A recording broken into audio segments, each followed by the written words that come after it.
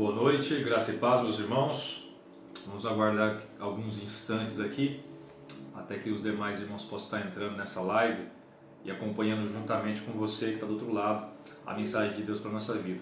Quero desde já agradecer pela sua presença aí do outro lado do celular juntamente comigo, minha família que me acompanha, os irmãos da igreja, e agradecer a Deus pela sua vida, porque você realmente é importante nesse processo.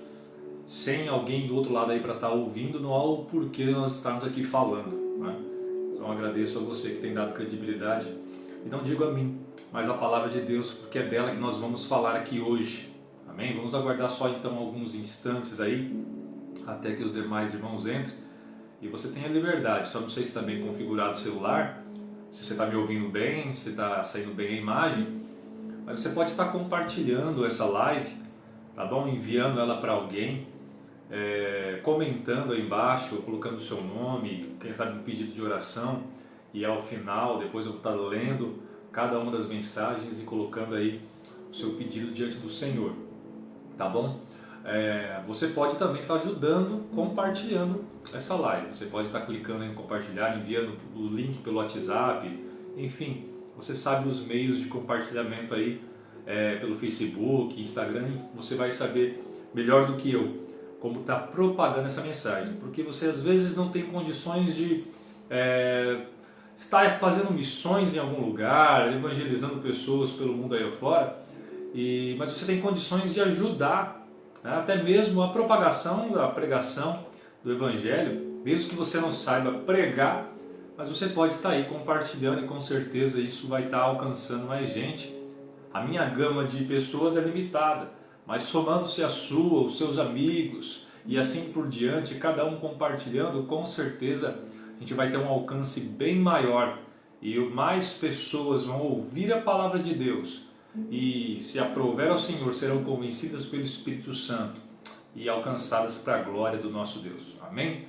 Então vai compartilhando aí, vamos esperar só mais uns instantes e eu já começo a falar com você a mensagem que Deus ministrou ao meu coração e que também eu creio vai falar ao seu, tá bom? Então conto com a sua ajuda também nesse sentido. Quero dar a paz do Senhor para os irmãos que já estou vendo que estão entrando: Verônica, Aldaci, quem mais? Irmã Joana, paz do Senhor. Estou vendo aqui alguns rostinhos aqui pelo Facebook que vai surgindo. Alguns outros irmãos que estão ficando online aí. Deus abençoe sua vida poderosamente. Amém? E vai compartilhando, vai assinando, vai curtindo, vai dando um engajamento para que isso possa estar alcançando mais pessoas aí, no nome de Jesus. Lembrando os irmãos que nós estamos com as atividades suspensas ali na igreja, no templo físico, mas continuamos por aqui na medida do possível conversando. Tivemos reuniões ali restritas com os líderes acerca das atividades e nós cremos que em breve, com um retorno gradativo desse período de isolamento, nós poderemos em breve retomar as nossas atividades e estar juntos ali a congregação adorando ao Senhor. Amém? Estou vendo aqui a Maria Emília, Deus abençoe sua vida, Givaldo, paz do Senhor. Amém? Já passamos aí quase 5 minutos, acho que já dá para a gente começar, se por acaso entrar mais alguém. Vamos orar antes de mais nada? E aí começaremos então a falar daquilo que Deus tem para nós hoje. Pai de amor e de bondade, quero neste momento te agradecer, meu Deus, pelas suas bênçãos nesse dia, pelo seu cuidado, pelo seu amor derramado, Pai, em nossas vidas, pelo seu zelo. Se não fosse o Senhor, nós não estaríamos aqui. Somos dependentes, Pai, da tua ação, dos teus desígnios e da sua vontade. Por isso, nós clamamos, Pai, nessa hora, para que o Senhor nos auxilie, o Senhor nos ajude nesse momento, para que o Senhor seja, Pai, em minha vida, para levar a sua mensagem a cada pessoa que vai ouvir, Pai, essa palavra sendo pregada pelo celular, aí, em qualquer meio de tecnologia, que o Senhor possa estar, Pai, de uma maneira tremenda, de uma maneira milagrosa, alcançando os corações, através, Pai, daquilo que será falado aqui nessa noite. O Senhor possa estar nos moldando a cada dia, nos fazendo segundo a sua imagem e semelhança, perdoando os nossos erros, Pai, e as nossas falhas. Em nome de Jesus, nós pedimos ao Senhor também, para que esteja, Pai, entrando com providência na vida dos enfermos, dos doentes, dos que estão padecendo, Pai, em leitos, em hospitais, as pessoas aí contaminadas pelo vírus, que estão sofrendo, até muitas vezes doenças psicológicas, que estão sendo afetados, que Teu Espírito Santo esteja confortando, e que se aprover ao Senhor, realize o milagre e a cura na vida de cada um. Essa é a nossa oração, em nome de Jesus. Amém. Glória a Deus. Meus irmãos, a palavra que Deus me colocou no coração hoje vem falar-nos acerca de fé e de convicção. Porque hoje nós estamos vivendo dias em que tudo é relativo. Pelo menos é o que a mídia coloca aí e que muito tem sido ensinado. E em muitas rodas de conversa a gente percebe. Tudo parece que não é certo e tudo parece ser duvidoso, relativo. Até mesmo a ciência vem debatendo acerca disso. Até questão de ser homem e mulher, hoje em dia alguns questionam, dizendo ser relativo. Coisas básicas, coisas que não deveriam nem ser discutidas, coisas da natureza. Tudo está sendo colocado no relativismo. Tudo é incerto, um mundo de incertezas. E nós sabemos que isso é uma semente do inimigo contra as nossas vidas, que ele lança nas pessoas, trazendo ao coração de muita gente dúvida. Dúvida acerca de um monte de coisa. Dúvida se a pessoa vai ter uma vida feliz. Dúvida se o casamento dela vai dar certo. Ela tem dúvida se ela vai conseguir progredir na vida dela. Ela tem dúvida se realmente ela é amada. Ela tem dúvida se os seus pecados são realmente perdoados. Ela tem dúvida se ela pode realmente mudar de vida. Muita dúvida é colocada, dúvida se vai conseguir pagar as contas. Tem dúvida se vai conseguir educar os filhos. Tem dúvida se vai ser suficiente num relacionamento ou numa conversa. Tem dúvida se vai conseguir colocar sua família de pé. Muitas incertezas são lançadas no coração de muitas pessoas. E a dúvida é com certeza uma das armas mais perigosas de Satanás contra a nossa vida. O apóstolo Tiago vai dizer lá em Tiago, capítulo 1, do verso 6 em diante. Vamos ver o que Tiago nos ensina acerca da dúvida. Olha só, ele diz a respeito de pedir sabedoria. E no verso 6 ele vai dizer, peça sabedoria, porém com fé e em nada duvidando. Porque o que duvida é semelhante à onda do mar, que é levada pelo vento e lançada de uma parte para a outra. Não pense tal homem que receberá alguma coisa do Senhor. Olha só o que o apóstolo já começa nos ensinando acerca da dúvida. A pessoa que vive de incertezas é como uma onda. Ela é levada de um lado para o outro pelo vento. Ela não é firmada como aquele homem que firmou a sua casa sobre a rocha, onde vem a tempestade e a casa não cai. Aquele que tem dúvida, com certeza a sua casa é uma casa firmada na areia, que qualquer vento e qualquer tempestade a derruba. Aquele que vive de incertezas é inconstante, ele é instável, ele não é uma pessoa convicta nas suas decisões, ele não tem certeza de nada. Isso a torna uma pessoa que não recebe de Deus coisa alguma. Porque para receber algo de Deus, para ter um relacionamento com Deus, uma coisa na nossa vida é indispensável: fé. E fé é certeza, fé é convicção. Tiago vai dizer, não pense tal homem que receberá do Senhor coisa alguma.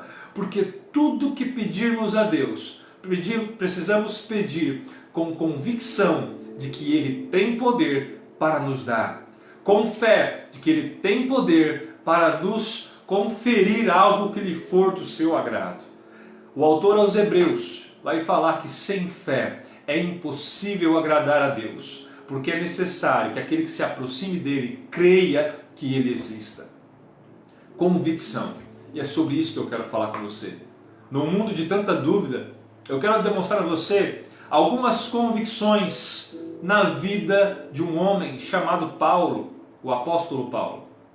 E sabe, antes de adentrar nas convicções do apóstolo Paulo, eu quero te dizer que convicção, ela só vem, pelo menos acerca da palavra de Deus. A convicção e a certeza, a fé, ela só vem quando você conhece a palavra de Deus. A palavra do Senhor vai dizer também em Romanos, no capítulo 10, no versículo 17, que a fé, olha só, a fé é a convicção, a certeza. O apóstolo Paulo praticamente vai nos dar aqui a receita acerca da fé. Ele vai dizer que a fé, ela vem pelo ouvir.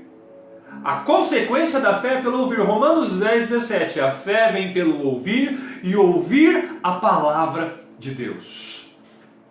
Se nós não ouvirmos a palavra de Deus, não receberemos a fé a qual o mesmo apóstolo fala em Efésios 2,8, que a fé é um dom dado por Deus.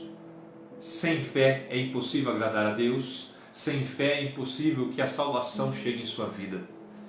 A convicção e a certeza tem que ser algo presente e latente. Paulo tinha isso na sua vida. Precisamos ser convictos. E a Bíblia é a nossa fonte onde encontramos a palavra de Deus. Ou seja, para que eu tenha a minha fé alimentada, eu preciso então me alimentar da palavra, porque a fé vem pelo ouvir e ouvir a palavra de Deus. Se a minha fé é fortificada pela palavra de Deus, pelo conhecimento através da sua palavra, então eu quero te dizer uma palavra também nesta noite acerca disso.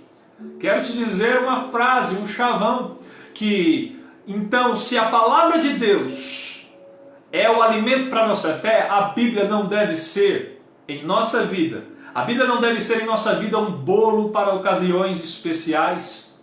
A Bíblia deve ser, sim, como nós conhecemos, o nosso pão diário, o nosso pão espiritual de cada dia. A palavra de Deus é alimento para a vida eterna. Por que eu estou dizendo isso para você? Porque muitas vezes, muitas pessoas só recorrem a Deus, só buscam a convicção na sua vida através da palavra em ocasiões especiais. E quando eu digo ocasiões especiais, eu estou dizendo de momentos de dor na vida, momentos de crise, momentos difíceis, aflições. As pessoas tendem a buscar a Deus mais nesses tempos, ler mais a palavra nessas épocas. Não, isso não pode ser uma regra na sua vida. Na verdade, a regra é que a Bíblia seja o seu pão diário e não um bolo para ocasiões especiais. Somente assim você vai conseguir então ter essa plena convicção na sua vida acerca daquilo que Deus fala para você nessa noite sobre a fé, porque essa convicção, ela é a raiz para a nossa fé. E convicção, ela não é uma crença débil ou hipotética. Ela é uma firme certeza. Convicção vem de convencimento. Convencimento é assunto vencido. E que tipo de assunto vencido é esse que Paulo mostra? É sobre ele que nós vamos falar hoje. Se você tiver a sua Bíblia aí do lado, para que você não venha desligar a live e pegar pelo aplicativo, você pode estar abrindo e lendo em Romanos capítulo 8, porque nós vamos discorrê-lo nessa noite. Porque em Romanos capítulo 8, nós vemos Paulo discorrer a respeito da sua fé. Em Romanos capítulo 8, Paulo vai estar discorrendo acerca das suas convicções. Aquilo que Paulo cria, aquilo que Paulo tinha certeza. Se nós pudéssemos colocar os livros em uma certa ordem, poderíamos dizer que Romanos 8 é onde Paulo vai abrir o seu coração e ali onde Paulo vai demonstrar aquilo que ele tem como firme certeza dentro de si. Romanos 8 é a pedra-chave para que você venha também ter as mesmas convicções do apóstolo para a sua vida, porque nesses textos nós encontramos verdades, nós encontramos palavras genuínas que nos levam a ter essa firme convicção acerca daquilo que Deus quer para a nossa vida. E a primeira convicção de Paulo está em Romanos, no capítulo 8, no verso 1.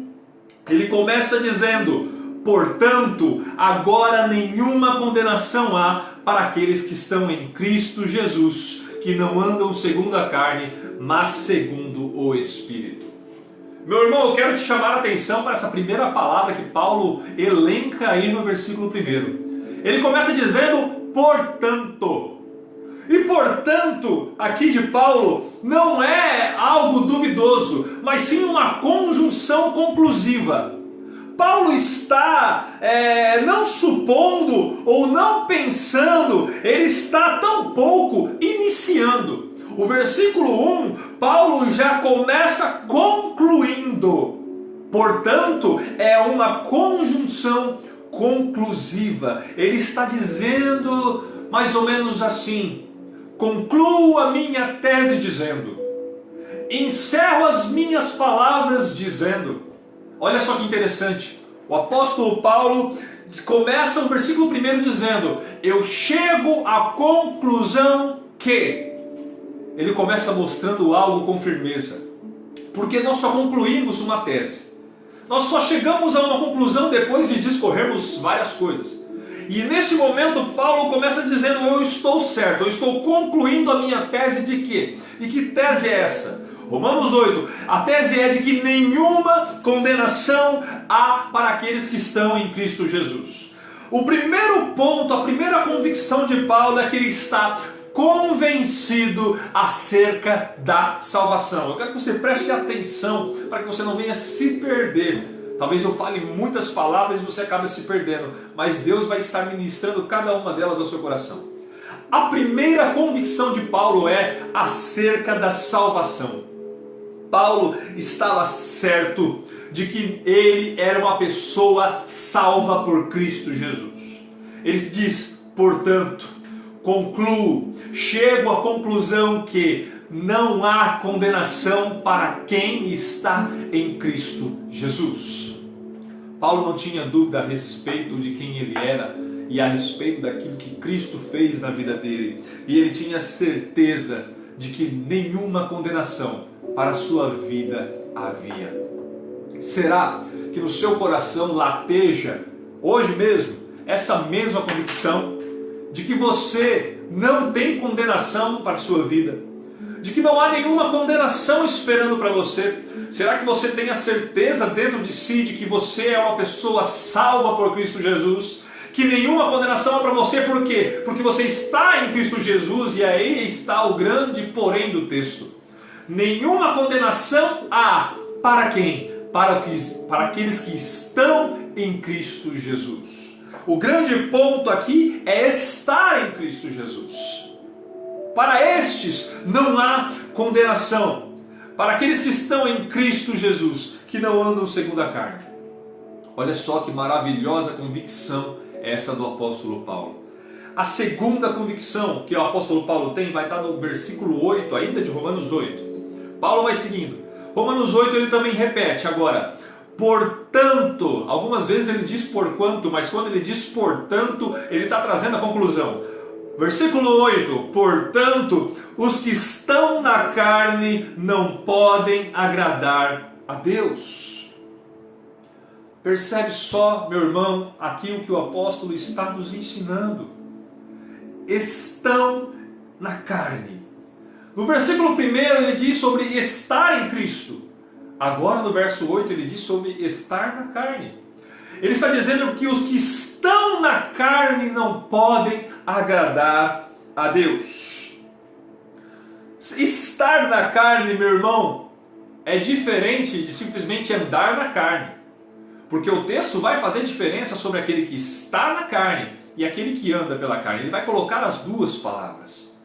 E Paulo está dizendo de cara que quem está na carne não pode agradar ao Senhor.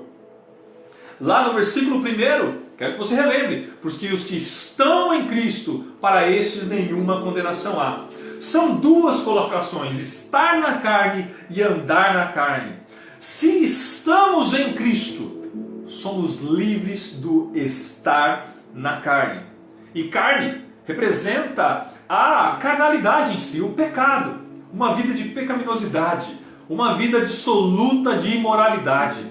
Estar na carne é isso. Se você vai lá em Gálatas capítulo 5, lá vai mostrar as obras da carne.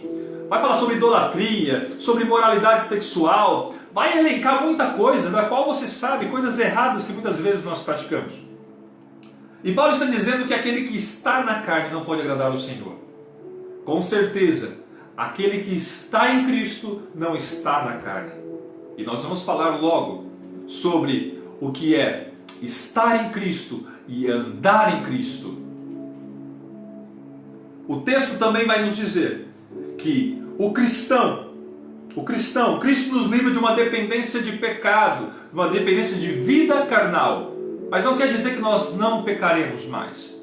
Com certeza, como o texto diz, Jesus disse para aquelas pessoas quando estavam acusando aquela mulher adúltera, aquele que não tem pecado, que atire a primeira pedra. Todos nós pecamos. E provavelmente nós pecaremos amanhã. Talvez você esteja pecando, ou pecou agora há pouco. Nós pecamos constantemente. Mas uma coisa é estar no pecado. Outra coisa é estar em Cristo. Aquele que está em Cristo, ele peca, mas não vive continuamente no pecado. Aquele que está na carne, esse é totalmente escravo do pecado e ainda não foi liberto por Jesus. O cristão ainda continua a pecar, mas não de maneira contínua, pois é nascido do Espírito, tende a agradar o Espírito de Deus e por isso se inclina para o Espírito. Ele anda em Espírito, peca ocasionalmente, peca, mas ele é incomodado pelo Espírito Santo, mas ele é tendencioso para o Espírito. Ele tende a agradar ao Espírito Santo e não a agradar a sua carne. Eis aí um segredo de Paulo quanto ao ser e ao não ser cristão. Se somos espirituais, devemos andar em espírito, e andar em espírito não é andar na carne. Gálatas 5:25 vai dizer: se vivemos em espírito, andemos também em espírito.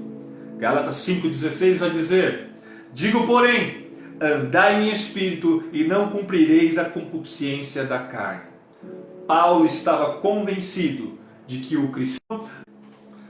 Paulo estava certo de que a nossa vida pode ocasionalmente tropeçarmos em situações que nos levam a pecar, mas ele estava certo de que o pecado não é mais uma evidência na vida do cristão. Terceiro ponto, Paulo vai mostrar ainda que ele tinha convicção acerca das aflições da vida. E isso está no verso 18. Romanos capítulo 8, verso 18. Porque para mim tenho por certo que as aflições deste tempo presente não são para se comparar com a glória que em nós há de ser revelada. Olha só, para mim tenho por certo. Percebe a convicção do apóstolo? Percebe a certeza que ele implica ao trazer essa mensagem?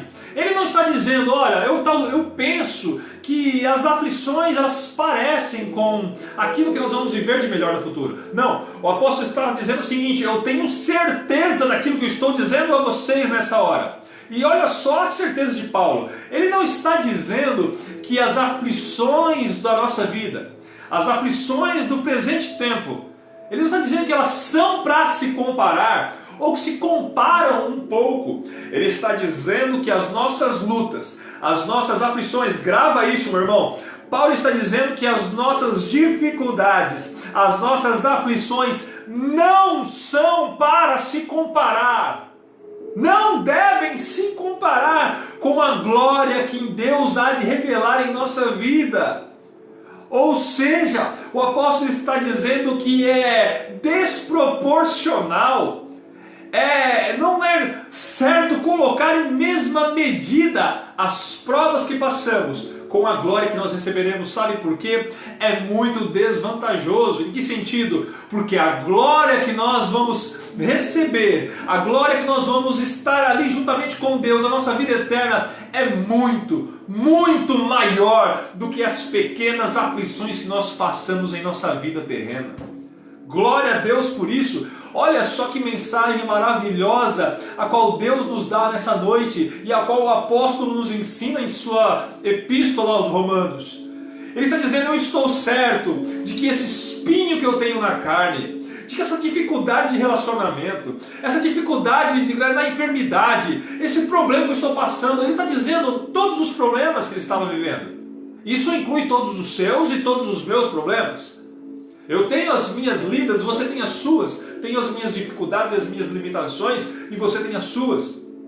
E o apóstolo está dizendo que tanto as minhas e as suas e as dele, todas elas são pequenas demais. É injusto colocar elas numa balança e colocar a glória que há de ser revelada em nós na mesma balança.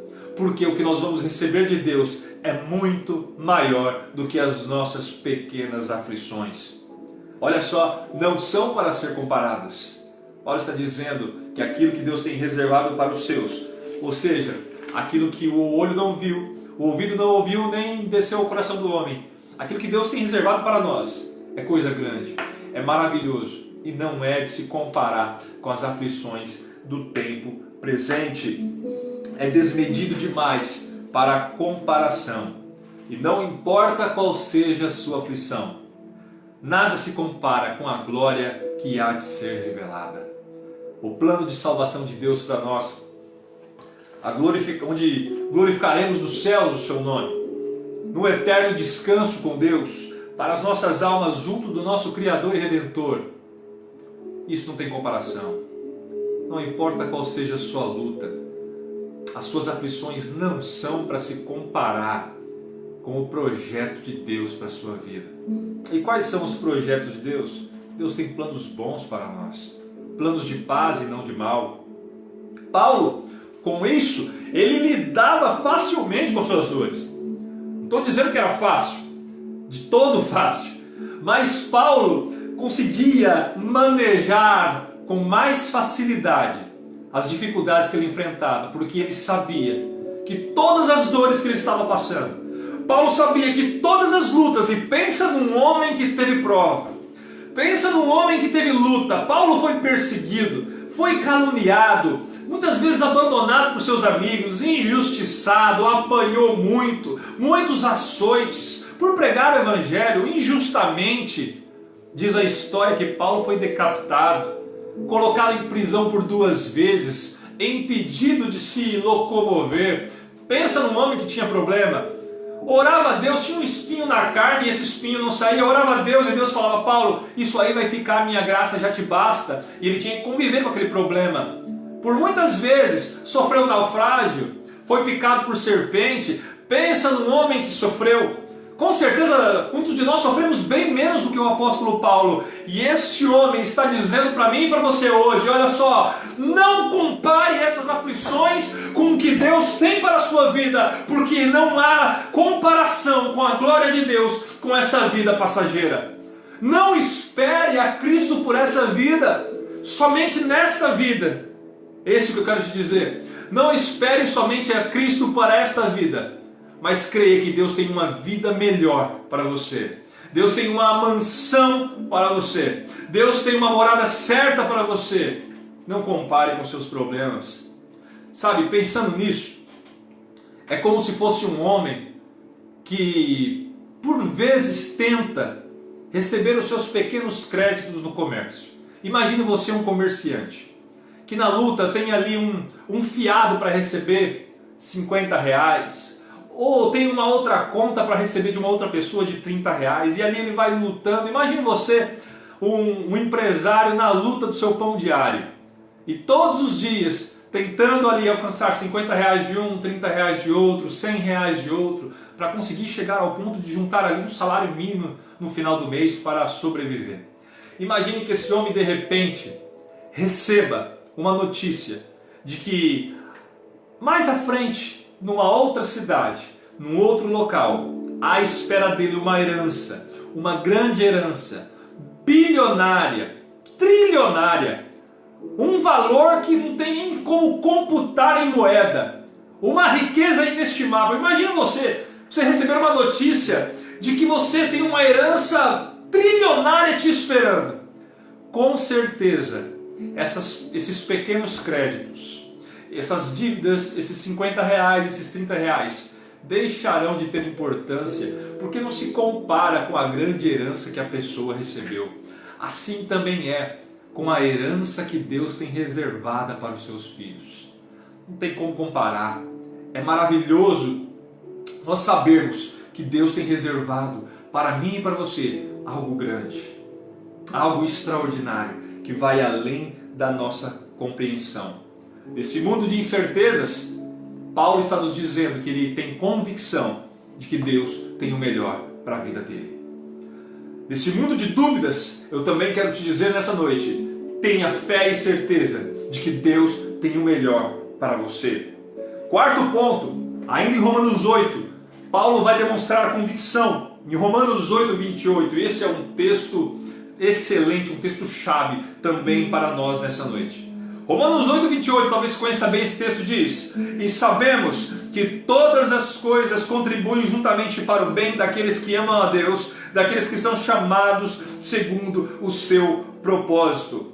Olha só, Paulo não diz supomos. Nós estamos falando hoje sobre convicções.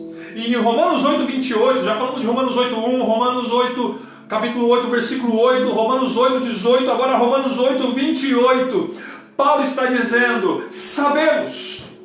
Ele está trazendo também mais uma convicção. E qual é a convicção essa, meu irmão? Que todas as coisas contribuem juntamente para o bem daqueles que amam a Deus. E agora eu quero que você preste atenção. Paulo está dizendo que são todas as coisas. Ele não está dizendo que são...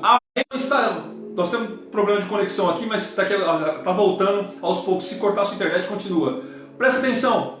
Paulo está dizendo que não são somente as coisas boas que cooperam para o nosso bem. Ele está dizendo que são todas as coisas. Todas as coisas cooperam para o bem daqueles que amam a Deus. E quando ele diz todas, são as coisas boas e as coisas ruins. Há os momentos fáceis, os momentos agradáveis e os momentos difíceis e desagradáveis. Paulo tinha convicção que independente da forma, independente da maneira como as coisas estavam se desencadeando na vida dele, ele tinha certeza que tudo estava dentro do projeto e plano de Deus para a sua vida. Ele tinha certeza que tudo fazia parte do plano de Deus para a sua jornada. E qual é o plano de Deus? Se você também quer ter essa convicção hoje, você precisa ter fé de que Deus está no controle da sua vida e no controle de todas as coisas. Até das coisas que para você aparentemente são terríveis. Há pouco tempo, eu recebia o diagnóstico ali do médico sobre um problema renal. Estou enfrentando esse problema. Com certeza não é uma notícia boa de se receber.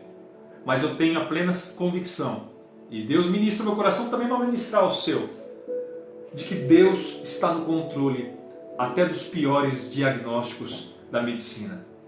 Deus está no controle até das piores mensagens que você possa receber de uma pessoa. Tudo aquilo que vem para você, tudo aquilo que desencadeia dentro de você, que acontece na sua vida, todos os problemas. Meu irmão, se você está lá no versículo 1, se você está lá em Cristo, porque aquele que está em Cristo não tem nenhuma condenação. Se você está em Cristo, se você está em Romanos 8, 1, Romanos 8, 28, para você é uma realidade. Olha só, presta atenção nisso. Se você vivencia Romanos 1, Romanos 8, 28 é para você. Então até as coisas ruins cooperam para o seu bem. Até aquilo para você parece ser impossível de ser resolvido, tem um propósito de Deus. Tem um porquê de Deus, está dentro do plano, está dentro do projeto. E aí talvez você pergunte, mas pastor, que plano louco de Deus é esse? Que projeto de Deus é esse para a minha vida, que para os meus olhos não é bom? Sabe de uma coisa, o plano de Deus é melhor que o seu, sim. O plano de Deus é bom. Jeremias capítulo 29, versículo 11 vai dizer: porque sou eu, Deus dizendo, sou eu que conheço os planos que tenho para vocês, diz o Senhor, planos de fazê-los prosperar e não de causar dano, planos de dar a vocês esperança e um futuro. Glória seja dada ao Senhor. Como é maravilhoso ouvir de um Deus todo-poderoso, de que aquilo que Ele tem escrito para nós é um projeto de paz, é um plano de um bom futuro, é um plano em que nós poderemos descansar verdadeiramente nele. Paulo estava convicto de que todas as coisas cooperavam para o seu bem, porque ele estava no Senhor. E assim você também, esteja firme, tenha essa convicção, esteja no Senhor, para que tudo também contribua para o seu bem. Quinto e último ponto, a última convicção do apóstolo Paulo, em Romanos capítulo 8, vai estar no verso 38 e 39. Paulo estava convicto do poder de Deus para cumprir o seu propósito em sua vida. Romanos 8, 38 e 39 vai nos dizer assim, se você tiver a sua Bíblia aí do lado, pegue ela. Porque estou certo de que nem a morte, nem a vida, nem os anjos, nem principados, nem as potestades, nem o presente, nem o porvir, nem altura, nem profundidade, nem alguma criatura ou coisa alguma poderá nos separar do amor de Deus que está em Cristo Jesus, nosso Senhor. Paulo vai aqui elencar um monte de circunstância. Coloca a vida, a morte, anjo, potestade, altura, profundidade. Ele tenta colocar de uma maneira aqui o que nós podemos resumir em tudo, em todas as coisas. Paulo estava convicto sobre o poder de Deus para cumprir o propósito dele em nossa vida. E você sabe qual que é o propósito de Deus? João 3,16, um texto que você conhece tanto, um texto que você ouviu tantas vezes. É de suma importância nós dizermos esta noite que ali está inserido um projeto de Deus para a nossa vida. Porque Deus amou o mundo de tal maneira que deu o seu Filho. E se tal maneira deu o seu Filho para que nós pudéssemos ser salvos, para todo aquele que nele crê não pereça, é o que o texto diz. Esse tal maneira ali escrito em João 3,16 é algo que foge à nossa compreensão. E Paulo está dizendo que eu estou certo de que nada pode nos separar do amor de João 3,16. Olha só, nada pode mudar a vontade de Deus para nós, porque Deus não é influenciado, tampouco ele é limitado. Não é pela sua conversa que você muda aquilo que Deus já tem determinado acerca de nós. Não é pelo aquilo que você faz ou deixa de fazer que Deus vai mudar os seus decretos. Preste atenção, o amor de Deus é algo que nós recebemos dele de maneira imerecida. Nós não merecemos receber o amor de Deus. Nós não fazemos ou fizemos nada para merecer o amor de Deus. Esse amor de João 3,16 não é por nada que você faça, também não é por nada que você deixe de fazer. Nem a morte, nem a vida, nem a altura, nem profundidade, nem autoridade alguma pode nos separar desse amor. E esse amor parte dele. Jesus vai dizer aí no Evangelho de João, não foram vocês que me amaram, não foram vocês que me escolheram, mas eu escolhi vocês. O amor parte de Deus, porque também o apóstolo João vai dizer que Deus é amor. Nós o amamos porque ele nos amou primeiro. Paulo estava convicto que Deus tinha todo o poder para cumprir este projeto de amor por nós, para a nossa vida. Deus te ama, tenha certeza disso, convicção disso. E para ser participante desse amor, você não precisa realizar nada. Como assim, pastor? É isso mesmo. Você não precisa realizar coisa alguma. Você só precisa crer. Você não precisa fazer. Você não precisa ir a algum lugar. Você não precisa realizar alguma coisa. Não é pelo seu falar que você vai mudar o projeto, o coração de Deus. Deus te ama. Isso já é um fato. Deus te ama. E não há nada que você faça que mude esse decreto. O amor de Deus por você. Deus te ama. Você não precisa realizar nada. Mas pastor, então o que você precisa fazer? Realizar nada. Você só precisa acreditar. E é o tema dessa mensagem de hoje. Você só precisa ter convicção disso. Você só precisa ter a certeza disso. Como assim? Você só precisa crer verdadeiramente, ter fé de que Deus te ama, de que Jesus te ama, de que Ele morreu por você, tem poder para te salvar e Ele quer te salvar. Apocalipse capítulo 3, versículo 20 diz: eis que estou à porta e bato, se alguém abrir a porta, eu entrarei em sua casa. Olha só, O que você precisa é crer na palavra de Deus tão somente. Não é pelo que você vai fazer ou deixar de fazer. O seu primeiro passo é somente um passo de fé. Ter convicção. O apóstolo Paulo nos mostrou hoje pelo menos 5 convicções que ele tinha em um único capítulo. Ele tinha a convicção de que Deus era poderoso. Poderoso para fazer além daquilo que ele podia imaginar. Tinha a convicção de que Deus o livraria de qualquer condenação. Tinha a convicção de que tudo estava concorrendo para o seu bem e de que tudo estava nos desígnios de Deus. O que o apóstolo Paulo fazia? Ele vivia por fé. Ele só cria no Senhor e vivia com base nessa convicção. Tenha a convicção de que Jesus exista, de que Ele morreu pelos seus pecados e quer salvar você e a sua casa. O que Ele espera de mim e de você nessa noite, de todos nós, sempre, é só fé. Um passo de fé. Que Deus abençoe a sua vida. Em nome de Jesus. E que você coloque essas palavras como uma verdade e coloque em prática. Tenha fé, porque sem fé é impossível agradar a Deus. O justo viverá pela fé. É impossível se achegar a Deus. Lembre-se que Tiago falou no início dessa live hoje, apóstolo Tiago, no capítulo 1. Se você chegar a Deus com o seu coração duvidando, você será semelhante à onda do mar, levada pelo vento de um lado para o outro. Não receberá nada de Deus, se pedir duvidando. Agora peça com fé, viva pela fé. Mas pastor, os tempos são difíceis. Você tem fé de que Deus está no controle dessa circunstância? Você tem fé de que todas as coisas estão cooperando para o seu bem? Então não importa, olha só, o tamanho do vírus. Não importa o tamanho da devassidão dele. Se você tem fé de que Deus está fazendo o melhor por você, e se você tem fé de que Deus está no controle da sua vida, e de que qualquer problema não se compara com aquilo que Ele já tem preparado de bom para você, meu irmão, você só precisa acreditar e descansar. Confia no Senhor, entrega o seu caminho a Ele. Deixa Deus cuidar de você. Tenha convicção, Ele cuida. Deus abençoe sua vida. Em nome de Jesus, eu quero encerrar aqui agora com você e pedir que você esteja também orando. Nós vamos orar nesse momento.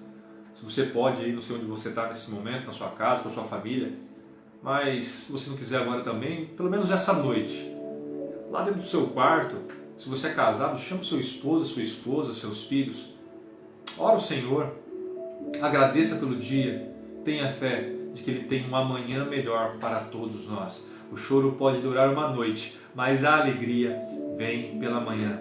Você tem fé nisso? Tem convicção? Vamos orar. Santo Deus, eterno Pai, muito obrigado pela sua palavra, muito obrigado pela maneira como Deus trabalha em nós. Deus, o Senhor fala aos nossos corações ainda nos dias de hoje. E mesmo nos dias difíceis, nós queremos aplicar essa palavra e ter convicção, plena certeza de que o Senhor está zelando pelas nossas vidas. E que nem a vida e nem a morte, coisa alguma pode nos separar do seu amor. Até mesmo, Pai, se viermos descer à sepultura, da sua palavra nós ouvimos que ali não é o nosso fim. Pela sua palavra nós entendemos que nem a sepultura é um ponto final para as nossas vidas. E nós temos a plena convicção disso, que nós receberemos do Senhor coroas, receberemos do Senhor uma morada, juntamente contigo. Temos convicção de que o Senhor tem, Pai, uma morada certa para cada um de nós juntamente com o Senhor. Isso nos traz alegria, nos traz paz, nos traz ânimo e nos dá descanso. Ter a certeza de que servimos um Deus poderoso que pode fazer muito por nós, como já tem feito. Pai, e que essa mesma certeza possa estar superabundando nos corações dos meus irmãos que estarão ouvindo, Pai, ou que já ouviram essa mensagem. Deus, em nome de Jesus, vá ao encontro deste homem e dessa mulher, em que o seu coração tem latejado tanta dúvida. Dúvida se vai dar conta, Pai, das suas finanças, de pagar as suas dívidas. Dúvida de se vai conseguir sustentar o alimento, Pai, de cada dia.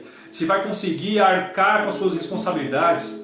Desse casal, Pai, que tem sofrido tanto, que está com dúvida se o seu matrimônio vai continuar. Se está com dúvida que a sua família vai ainda permanecer de pé, meu Deus, só o Senhor pode trazer a convicção em nós, essa fé de que o Senhor está cuidando de tudo. Por isso, Pai, eu peço derrame da sua, Pai, do seu poder, dessa convicção no coração de cada irmão, de cada irmã que está assistindo nessa noite. Esteja visitando, meu Pai, agindo em nome de Jesus. Amém? Deus abençoe a sua vida. Tenha fé de que tudo isso vai passar e de que Deus está no controle de tudo. Deus te abençoe. Um forte abraço do seu amigo, pastor Rafael.